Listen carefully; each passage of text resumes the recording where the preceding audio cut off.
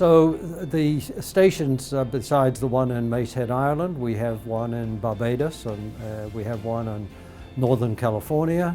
We have one in Hateruma Island, which is Japan. We have one in South Korea, one in north of Beijing in China.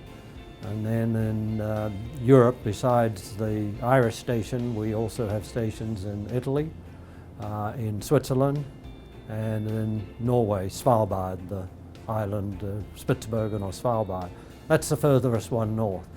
And then in the southern hemisphere we have Samoa and Tasmania south of Australia. So we wanted some stations to be looking at background air. So for example, the one in Samoa is really measuring background air. There are no big sources of these greenhouse gases in the Samoa region. So that's sort of a baseline, if you like. And for the other stations, we wanted to have the same pattern as I mentioned for Ireland, and that is that some of the time we're getting relatively clean air that's going into the region which we want to detect the emissions from, and then the rest of the time it's getting air from that region. So those locations were chosen with that attribute in mind for all of them. So we were able to document at sort of the level of scale of big countries in Europe, for example, how much is coming off a combination of Germany and France, how much is coming off the United Kingdom, how much is coming off from further south like Spain and so on.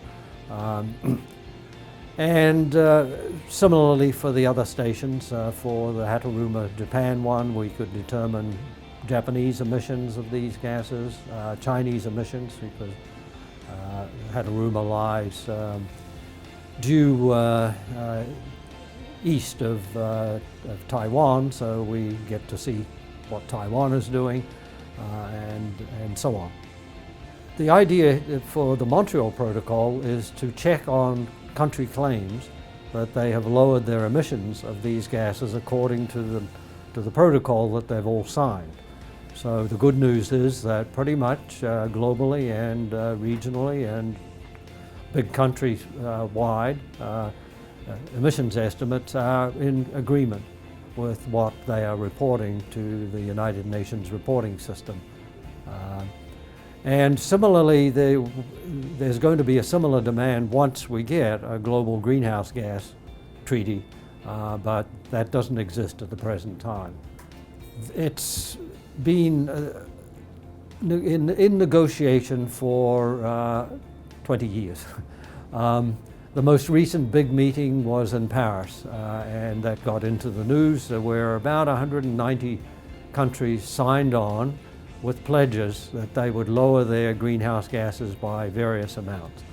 Obviously, the OECD countries were expected to pledge much significantly greater reductions than the developing countries. These greenhouse gases are all associated with the production of energy and the production of goods and services in high-tech countries. So we expect that the developing countries will not take on big burdens until decade or two into the future, whereas the rich countries ought to be stepping up. So they all did, they stepped up, but nowhere near enough to what is needed finally, but at least it was stepping all in the right direction. So Paris was a feeling of some success.